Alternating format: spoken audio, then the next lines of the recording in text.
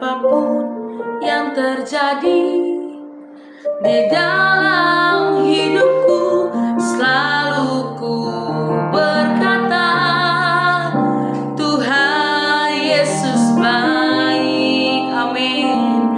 Dalam segala hal yang terjadi, tetap ku berkata, Tuhan Yesus baik. Ku sembahkan, ku sembahkan, ku sembahkan. Tak dapat ku membalas kasih-Mu, ku sembahkan, ku sembahkan, ku sembahkan. Bapa, ku rindu selalu menyenangkan-Mu. Terima kasih Tuhan Yesus, Engkau baik Tuhan. Engkau baik dalam kehidupan kami Tuhan Yesus. Terima kasih Tuhan. Apapun yang terjadi di dalam hidupku, selalu ku berkata, Tuhan Yesus baik. Amin. Dalam segala keadaan kita, ya Tuhan Yesus, yang terjadi, tetap ku berkata, Tuhan Yesus baik. Ku sembahkan, ku sembahkan, ku sembahkan. Tak dapat ku membalas, tak dapat ku membalas kasih. Ku sembahkan, amin ya. Ku sembahkan Bapa, ku rindu selalu menyenangkan. Sama-sama kita sembah Dia. Ku sembahkan, ku sembahkan. Tak dapat ku membalas kasih-Mu, ku sembahkan, ku sembahkan, ku sembahkan. Bapa, ku rindu selalu menyenangkan. Ku rindu selalu menyenangkan. Ku rindu Tuhan, ku rindu selalu menyenangkan-Mu. Kami rindu selalu menyenangkan-Mu ya Tuhan. Melalui pujian dan penyembahan kami yang kami naikkan di hadapan-Mu ya Tuhan. Terima kasih ya Bapa untuk karya-Mu yang begitu besar dalam kehidupan kami. Kami mau katakan dalam segala keadaan kami, Tuhan Yesus selalu baik. Tuhan Yesus selalu menyertai kami. Saat ini kami mau datang ya Tuhan, kami mau mendengarkan isi hati-Mu melalui renungan hari ini. Berbicara atas setiap kami Tuhan, kami siap mendengar dan merenungkannya. Dalam nama Tuhan Yesus kami berdoa dan mengucap syukur. Haleluya, haleluya, amin. Shalom Bapak Ibu, Saudara yang kasih Tuhan. Kita berjumpa lagi dalam perenungan intim dengan Allah. Pada hari ini, hari Rabu, tanggal 22 Oktober 2025. Kita akan mendengarkan dan merenungkan sebagian daripada firman Tuhan yang bertemakan 3 pergumulan umum. Pada perenungan hari ini yang berfokus di dalam Mazmur pasal yang kelima. Dan pembacaan Alkitab kita dalam 1 tahun ini terdapat di dalam Lukas pasal 4 sampai pasal yang kelima. Saya harap Bapak Ibu Saudara-saudari dapat membacanya terlebih dahulu. Saya akan bacakan dalam Mazmur 5 ayat 3, demikian firman Tuhan. Perhatikanlah teriakku minta tolong, ya Rajaku dan Allahku, sebab kepadamu-lah aku berdoa. Kitab Mazmur 5 akan memperlihatkan minimal 3 permasalahan serius yang sering menggerogoti iman setiap orang.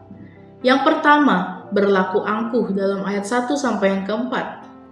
Tanpa disadari terdapat orang yang disakiti oleh gerakan hati pikiran, dan sikap angkuh.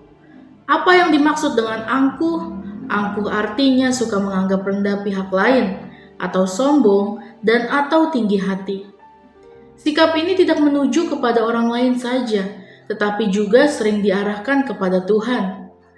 Contoh, masyarakat yang hidup pada masa Nimrod. Mereka membangun Menara Babel karena dilandasi oleh keinginan mereka untuk mencari nama kepada Tuhan dalam Kejadian 11 ayat 1-9. Mereka ingin memperlihatkan kepada Tuhan jika mereka bisa hanya dengan kebersamaan satu sama lain. Mereka mendengar kisah masyarakat sebelumnya bahwa nenek moyang mereka binasa karena air bah. Hal itulah yang mendorong mereka untuk membangun Menara Babel pencakar langit. Jika pada suatu saat banjir masih datang, mereka naik ke lantai 2. Jika banjir mencapai lantai 2, mereka ke lantai berikutnya untuk menyelamatkan diri. Demikian seterusnya. Jika banjir mencapai lantai paling tinggi, maka Tuhan juga akan kebanjiran. Itulah konsep angkuh mereka saat membangun Menara Babel. Tanpa disangka, oleh orang-orang yang sombong itu, terdapat Tuhan yang Maha Kuasa yang selalu mengontrol perjalanan sejarah manusia sejak mulanya, sampai kekal selamanya. Setelah melihat sikap arogan manusia itu, Tuhan mengacaukan pembangunan itu dengan cara tidak seorang pun yang dapat mengerti perkataan apa yang disampaikan orang lain dan atau sebaliknya. Setiap orang telah memiliki bahasa masing-masing yang tidak dimengerti siapapun ketika itu, yang akhirnya pembangunan Menara Babel mangkrak. Hingga kini Menara Babel yang tidak kesampaian itu menjadi monumen kesombongan manusia yang perlu diingat oleh manusia dari generasi ke generasi. Lain halnya dengan Daud. Daud menyadari keterbatasannya. Daud menyadari kelemahannya. Kesadaran diri yang terdapat pada Daud menyebabkan selalu berseru kepada Tuhan.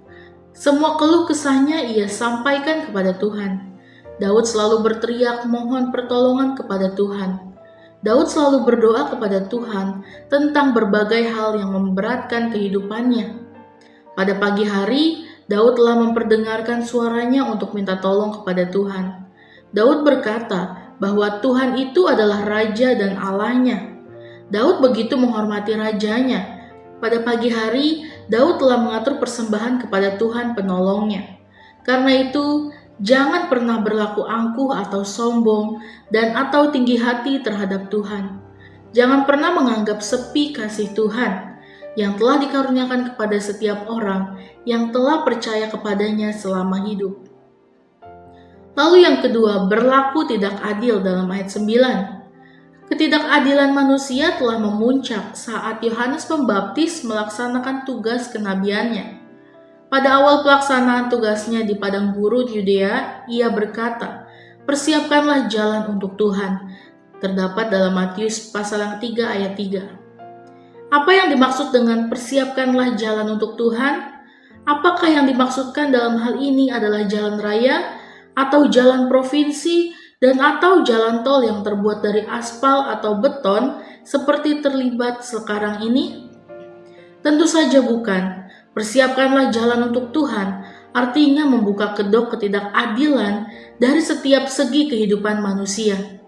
Membuang ketidakadilan dari perlakuan kehidupan manusia.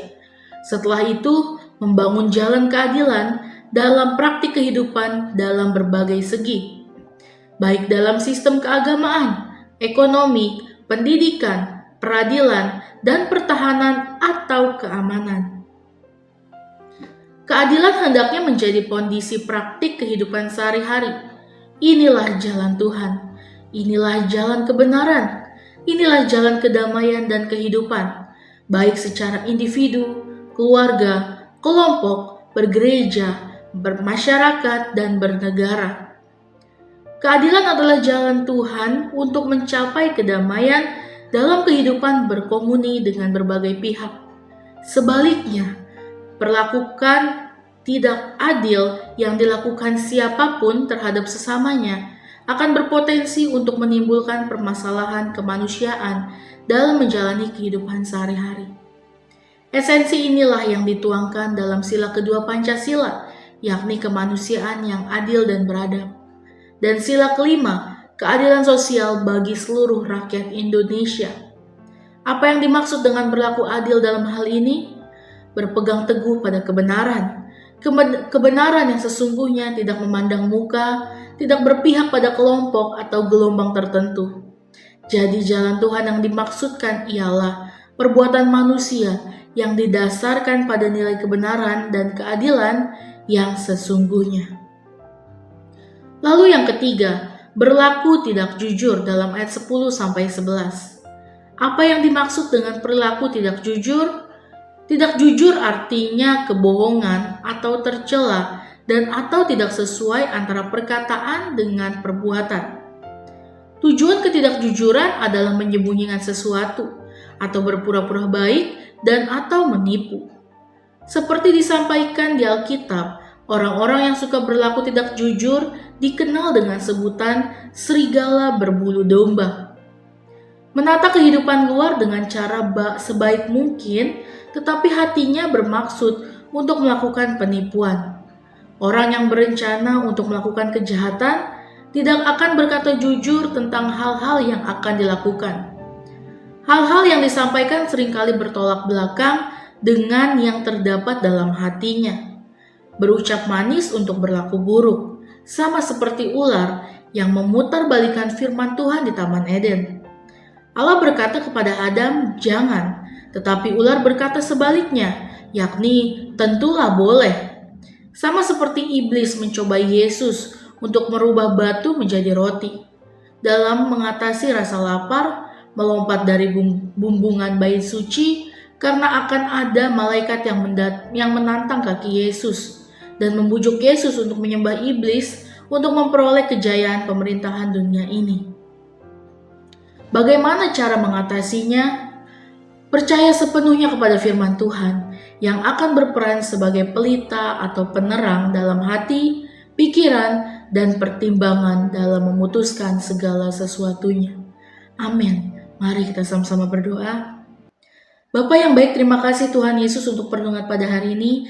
Biarlah firman ini merema bagi kami ya Bapa. Bagaimana setiap pergumulan-pergumulan yang ada di diri kami, di hidup kami, yang saat ini kami alami. Itu semuanya kami menyerahkan ke dalam tangan-Mu ya Bapa. Karena Engkaulah yang dapat memulihkan setiap hati kami. Terima kasih ya Tuhan, pimpin setiap hidup kami, biar kehendak-Mu lah yang jadi bagi kami. Terima kasih ya Bapa, dalam nama Tuhan Yesus, haleluya, amin. Salam sejahtera bagi kita semua, shalom.